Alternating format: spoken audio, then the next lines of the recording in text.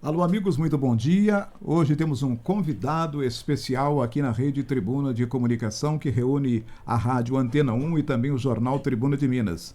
É o governador de Minas Gerais, Matheus Simões, a quem já agradecemos antecipadamente por ceder parte da sua agenda para conversar conosco. Governador, muito obrigado por aceitar o nosso convite para essa conversa. Fico muito feliz com o convite, muito honrado, viu, gente? Eu estou aqui com a Estar aqui com Mariana você. Souza e a gente já quer saber algumas demandas que o senhor está desenvolvendo. Quando o senhor tomou posse, o senhor definiu pelo menos 19 cidades que serão visitadas nos 100 primeiros dias do seu governo. Qual que é o propósito desse projeto, governador? Na verdade, até eu diria que bem mais de 19 cidades, porque 19 foram escolhidas para receber a capital, a transferência da capital com a montagem do gabinete. Mas, por exemplo, agora que eu estou aqui em Ubá, eu já estive em Juiz de Fora, vou a Leopoldina, então, cada uma dessas cidades, na verdade, ela representa um grupo de cidades que vai ser visitada. São 19 regiões e o propósito é lembrar as pessoas, porque eu acho que isso passa desapercebido muitas vezes, que Minas Gerais, diferente de quase todos os outros estados do Brasil, tem a maior parte da sua população no interior.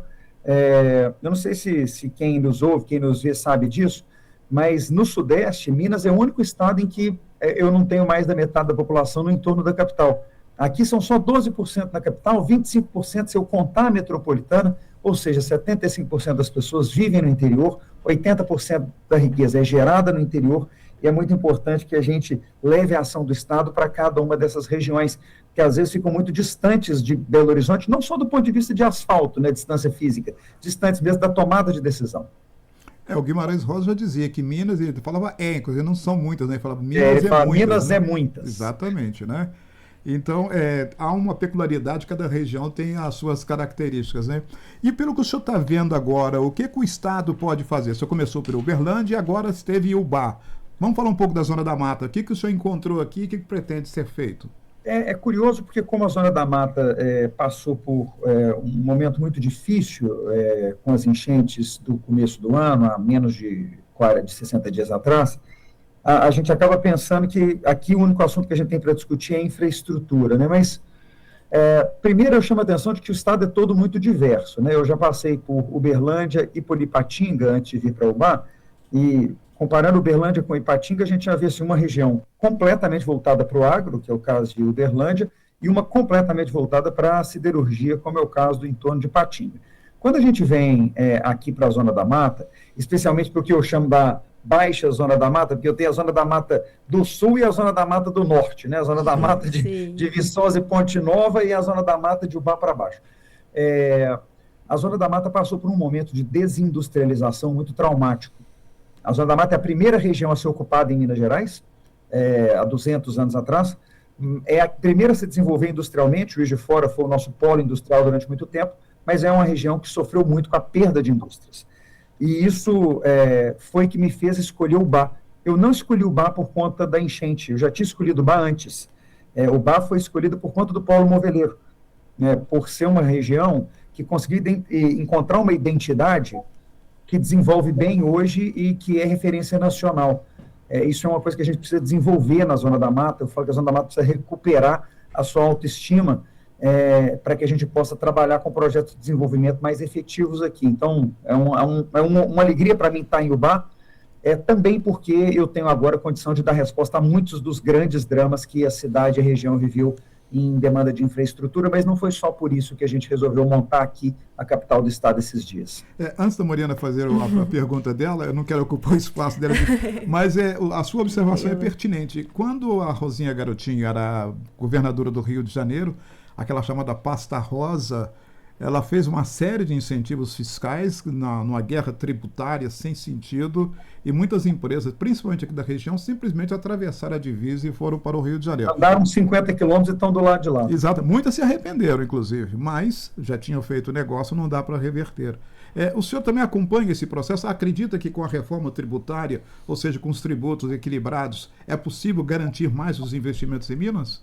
É possível a gente terminar com essa tentativa de furto de empresas, né? Mas no caso da Zona da Mata, nós temos um déficit que não dá para esperar os 7 anos da reforma para atuar. Então, e aí eu volto na questão de Ubá, né? Eu estive há uns anos atrás conversando com o pessoal da Federação do Comércio, da Federação da Indústria e dos sindicatos locais em Juiz de Fora, e eu não me esqueço de um empresário que me perguntou assim: Matheus, o que o Estado acha que a gente deve montar aqui? Eu falei, olha, talvez o maior problema seja esse mindset, que é um mindset da região de Juiz de Fora, que a gente tem que abandonar. O Estado te indicar o que montar é a melhor forma de você quebrar. O Estado tem que dar infraestrutura para você montar aquilo que você sabe fazer, que a região demanda. E aí eu volto a falar de Ubal, posso falar de Visconde do Rio Branco, para falar de alimentos. A região decide o que quer e o Estado leva a infraestrutura. Quando a gente inverte essa lógica, a gente tem experiências ruins como as da Mercedes. Se você me perguntar, Matheus, o que deu errado na Mercedes? O que deu errado é que ao invés da gente pegar a vocação e desenvolver, a política escolheu um lugar para instalar uma planta. Isso nunca é uma boa ideia. Quantos sonhos frustrados de nós todos mineiros no entorno do que foi o projeto que fracassou da Mercedes em Juiz de Fora, porque é o governo escolhendo onde montar. E é um erro que a gente comete sempre. Se você vê a montagem das linhas da Fiat no Nordeste, com todo respeito ao estado do Pernambuco, foi um erro para atender um capricho do presidente Lula. Assim, a fábrica lá cresce muito menos que a de Minas, a gente tem que ficar mandando peças para lá, não é economicamente o mais adequado, era melhor que as duas fábricas estivessem juntas, mas aí alguém, por vontade política, pressiona e essas coisas acontecem da forma que não deveriam acontecer. Investimento tem que ser guiado pelo privado, e o governo tem que correr atrás entregando energia, estrada, estrutura fiscal, posto de saúde, segurança, as coisas para que aquilo funcione. O Bar fez isso, Visconde fez isso, e eu acho que a gente tem como fazer isso em outras regiões da Zona da Mata, como a gente vê em Dona Eusébia com Mudas, tá certo? É porque é isso, o que cada região vai fazer tem que ser uma decisão da vocação local e o Estado tem que ajudar isso a acelerar. Boa tarde, governador. Aproveitando, né, já que a gente já está falando sobre investimento e infraestrutura, né, em fevereiro o senhor esteve aqui em Juiz de Fora para anunciar o investimento de 14 milhões na revitalização do Distrito Industrial 2, né? E como é que o senhor enxerga esse processo, né? Se teve algum impacto das chuvas no cronograma, como que está de fato, esse investimento na infraestrutura e como isso pode, de fato, ajudar na industrialização de Zona da Mata. Mariana, foi uma semana antes da chuva, né? Assim, parece que é um azar enorme, né?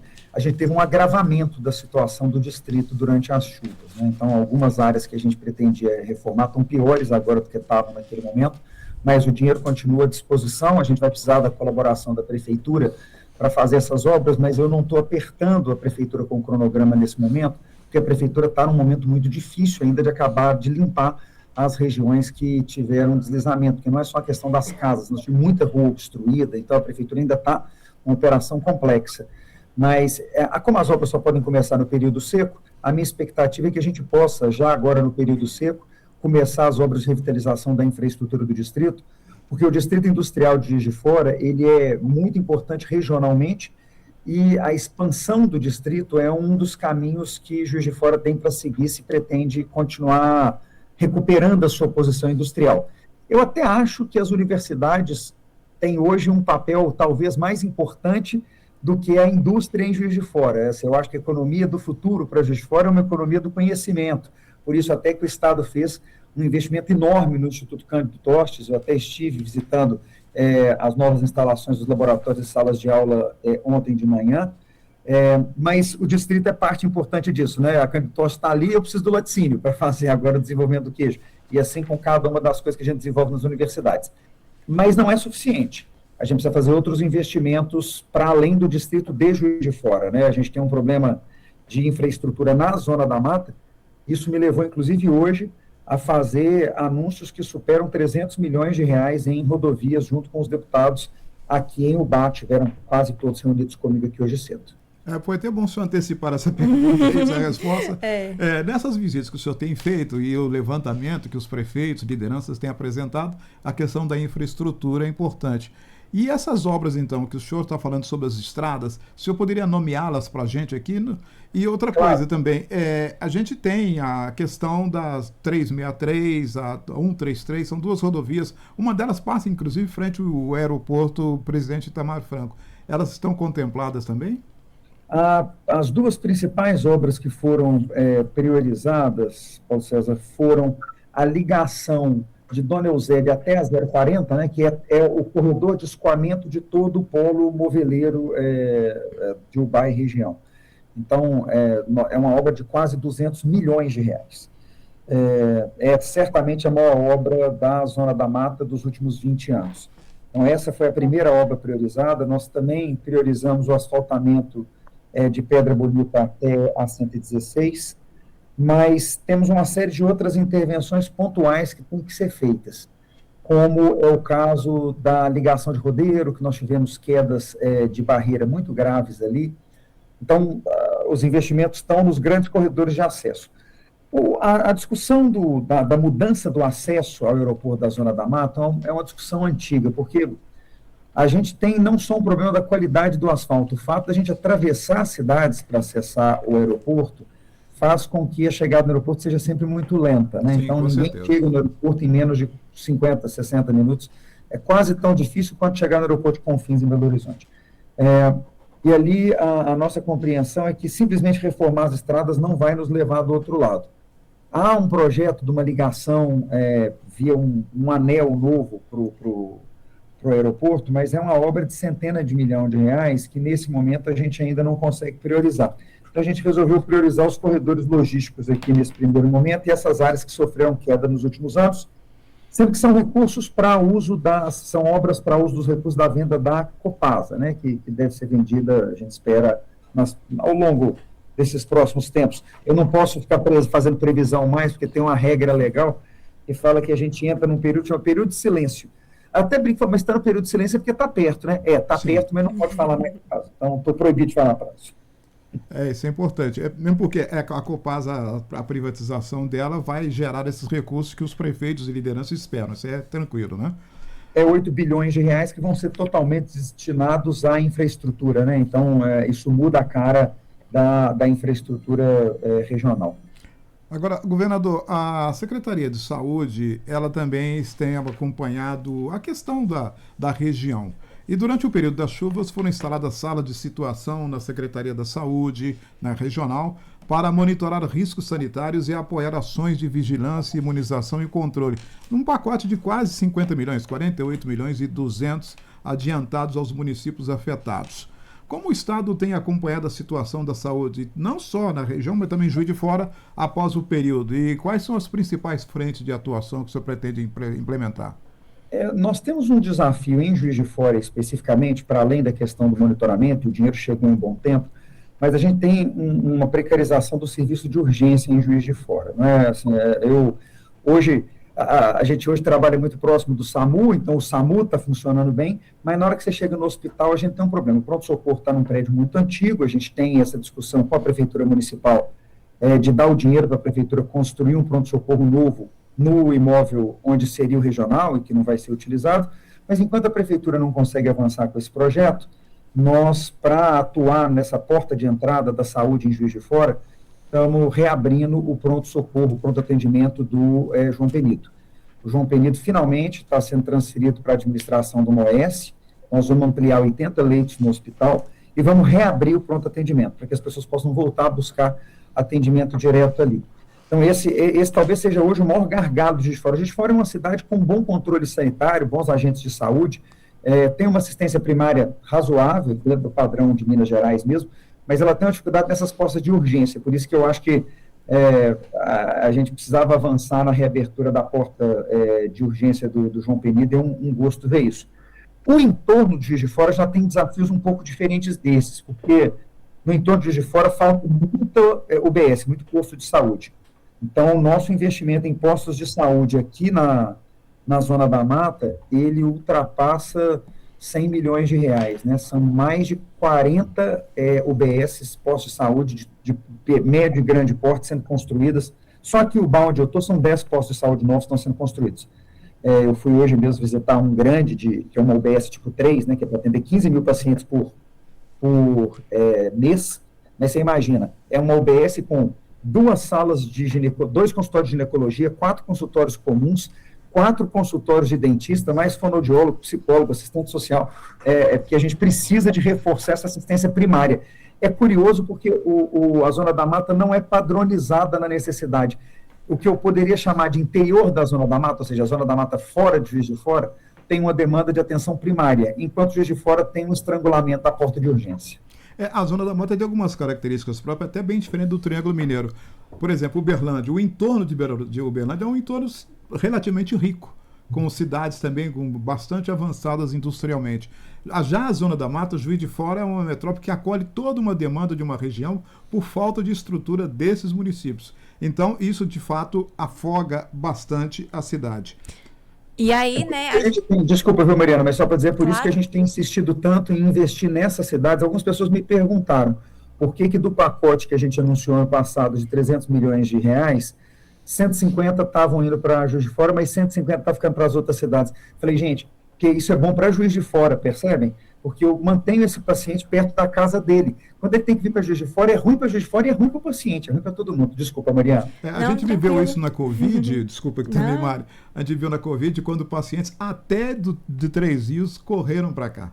Foi assim, um negócio terrível nessa época. E aí a gente pede só para o senhor falar, né, repetir sobre a questão do pronto-socorro, né, no Hospital João Penido. Qual que é a previsão de já começar a ter o funcionamento dessa porta de entrada? E também aí a gente pode abordar um outro assunto, que é a questão das Concer, né, que também vem como um ganho para que... Nossa, doutora Mariana. Que vem justamente para contribuir nesse sentido, né, que o senhor disse que tem a expectativa aí de 20%, de aumentar 20% da capacidade de atendimento, né, com uma entrega de um acelerador nuclear no valor de 15 milhões. Então, eu queria um pouco essas duas frentes aí para a gente entender melhor. Vamos lá, vamos falar primeiro sobre o João Penido. João Penido deve estar com o PA aberto no meio do ano. E as obras de expansão, essas devem durar um pouco mais. Eu acredito que por final do ano que vem a gente já está com os 80 leitos adicionais 100% operando. Isso é um investimento de mais de 50 milhões de reais que o Estado está fazendo no João Penido para viabilizar essas ampliações. Eu fico muito feliz porque é um hospital querido pela população da Zona da Mata e que tem condição de atender melhor a população agora que a gente finalmente colocou isso sob a administração de uma organização social.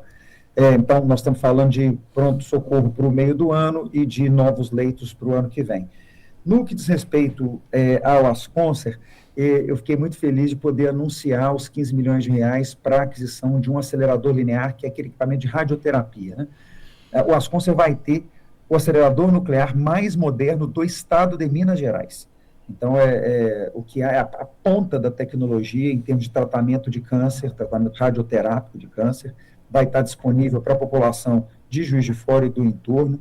É um investimento com dinheiro já liberado. A gente imagina que também até o meio do ano o equipamento esteja já em funcionamento, porque a obra física já foi toda feita. Nós estamos falando agora de colocar, mas não é um equipamento, não é um equipamento que você liga, chega com ele lá e liga na tomada, né? Ele é um pouco mais complexo do que isso. Ele gasta algumas semanas para poder ser configurado. Isso vai mexer na velocidade e qualidade do tratamento dos pacientes de câncer radiológico. Então, ele deve aumentar a capacidade de 20% do tratamento radioterápico de Juiz de Fora, que é o nosso maior polo radioterápico, não só da Zona da Mata, né? Em toda essa região do sudeste mineiro aqui. O maior polo é Juiz de Fora. Agora, governador, vamos falar um pouco sobre segurança pública. O senhor sabe que o Juiz de Fora é muito próximo do Rio de Janeiro. A Zona da Mata, de um modo geral, ela faz divisa com o Rio de Janeiro. E o senhor tem defendido um discurso de ações duras contra o crime organizado. Como é que o senhor está acompanhando essa agenda e agora o senhor, à frente do governo de Minas, pretende implementar algumas outras ações? Tive uma conversa ontem com o comandante Lúcio, coronel responsável pela região, né, pela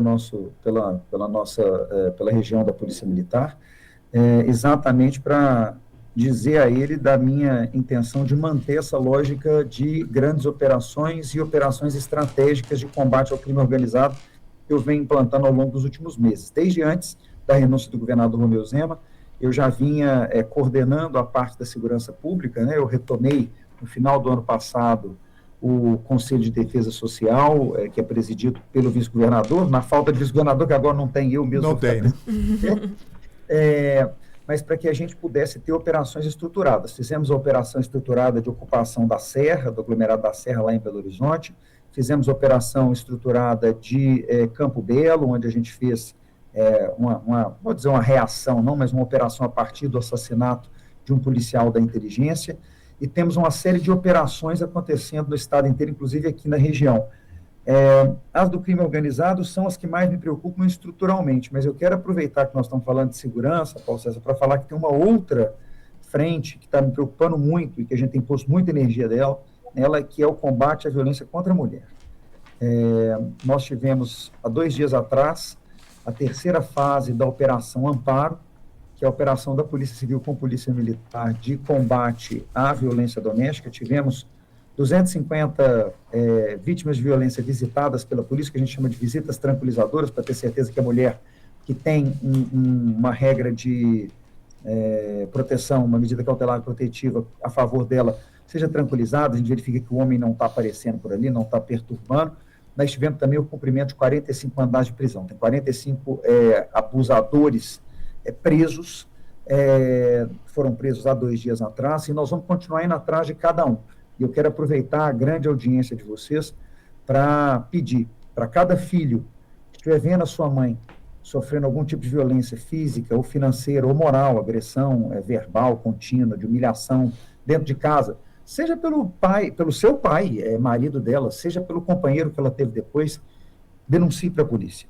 Nossa polícia está pronta para chegar, nós somos treinados para isso, para não te identificar se for o caso. Você é um vizinho, está ouvindo, está vendo, viu uma mulher sendo arrastada pelo braço, agredida, está ouvindo gritos, chame a polícia. A gente tem que perder esse hábito em briga de marido e mulher, ninguém mete a colher. Não. Todo mundo que está vendo tem que interferir, porque não é tolerável que os índices de violência contra a mulher estejam nos patamares que estão em Minas Gerais. Isso é uma vergonha para o estado de Minas Gerais, demanda uma reação social nossa. Esse é um problema de segurança pública, sim, mas é uma questão social que precisa ser tratada com muito rigor. É exatamente isso. Além do mano militar, que é o papel da polícia, o papel repressivo, também é a ação social. Porque uma das subnotificações, uma das causas de subnotificação no país afora é que muitas mulheres não denunciam o agressor porque não tem para onde ir. Ela fica na dependência dele. Então, são necessárias também casas de abrigo para elas, Paulo né? César, assim, sim, a dependência hoje, total. eu até te diria que mais do que a violência física, que deixa marcas e, portanto, é mais fácil da gente identificar, eu preciso muito do apoio da sociedade para a violência moral, psicológica e para a violência financeira, que é essa do sequestro financeiro da mulher. Nós hoje temos estruturas de apoio à mulher, da Secretaria de Desenvolvimento Social, a própria Polícia Civil tem condição de fazer esse amparo, esse acompanhamento, esse direcionamento da mulher. Nós temos programas voltados só para essas mulheres. Então, se eu penso no meu programa de distribuição de leite, ele é voltado para a mãe solteira. Se eu penso no nosso projeto Trajeto Moda, ele é voltado para a mulher que é mãe solteira. Então, nós temos muitos projetos hoje que são de apoio a essa mulher, de capacitação dessa mulher, para que ela não fique aprisionada ali numa relação que faz mal para ela, mas eu quero que ela lembre, faz mal para os filhos dela também. É um filho, mesmo que ele não seja fisicamente agredido, ele está sendo moralmente destruído ao ver a mãe ser vítima de violência. Com certeza. E aí a gente entra também numa questão que a gente tem tido muitas demandas aqui na região, e a gente tem acompanhado também na questão de Belo Horizonte, que são a questão das portas de entrada e do sistema prisional. Porque tem a organização criminosa, tem uma série de outros crimes que acontecem e tem uma superlotação extrema no estado. Então, eu queria, que o senhor conversasse um pouco, falasse um pouco sobre como o governo pretende avançar também nessa parte, nessa questão. Mariana, e aí, com todo respeito àqueles que entendem diferente, eu como professor de direito a vida inteira, estou acostumado a nem todo mundo concordar comigo, isso faz parte. Mas quando a gente discute segurança pública, eu me preocupo com os meus policiais, que precisam ter segurança e condição boa de trabalho. Eu me preocupo com as vítimas. Com os presos, sinceramente, a justiça que se preocupe. Eu fico indignado de ser obrigado a gastar o volume de dinheiro que eu estou sendo obrigado a gastar sendo com ampliação de presídio, sendo que eu ainda continuo precisando ampliar o hospital. Então, assim, eu estava mais preocupado em salvar a vida de quem está do lado de fora do que em ficar preocupado com superlotação de presídio. Mas tudo bem, a regra existe, não estou dizendo que ninguém deva ser maltratado, porque o dinheiro não dá, né? E aí, na hora de escolher quem que a gente vai atender, escolher atender preso é dureza. Mas nós temos construído novas unidades prisionais. Menos preocupado, no meu caso, com a superlotação e mais preocupado com a condição de trabalho dos agentes penais, porque quando eu tenho a estrutura muito cheia, eu começo a colocar os agentes penais em risco. A minha maior preocupação, no entanto, nesse momento, é sobre liberação de efetivo para estar na rua. Então, também, nesse caso, eu estou mais preocupado na questão da porta de entrada com o tempo que ela toma dos policiais, que é exatamente o que você estava apontando. Como eu tenho portas de entradas que são poucas e complexas, eu às vezes fico com a guarnição parada 3, 4, 5, 6, 10 horas esperando para conseguir pôr o preso por lá de dentro do sistema. Isso é menos policial fazendo segurança na rua. Então, eu brinco que não é que eu não vou cuidar do problema do aumento de vagas, não, eu vou cuidar, só não vou cuidar por conta de preocupação com o preso, eu vou cuidar porque eu preciso pôr eles para dentro mais rápido, eu preciso liberar o policial para ir para a rua mais rápido. A gente tem um orçamento de quase 800 milhões de reais para expansão de vagas ao longo desses próximos 3 anos, mas eu tenho que ser sincero com você que eu precisava de muito mais. A estimativa é que eu preciso de 4 bilhões de reais só para fazer com que o sistema prisional fique do tamanho que ele tem de ser em Minas Gerais. Agora, qual que é a minha dor no coração, Mariana e Paulo César? É gastar 4 bilhões de reais com isso, sendo que eu estou precisando de acelerador linear no Asconcer, tá certo? Eu estou precisando de pôr mais equipamento de cirurgia craniana no Terezinha de Jesus. Eu preciso mandar dinheiro para o hospital universitário. E o dinheiro é um só, né, gente? Eu sempre falo isso, você não gasta o mesmo dinheiro 2 vezes, você gasta ele uma vez só, depois que você gastou, não tem mais não. Então, dói meu coração, viu? Mas estou gastando, estou ampliando as vagas devagarzinho. Governador, a gente está chegando no final da nossa entrevista, mas não poderia deixar de perguntar-lhe também sobre política, né?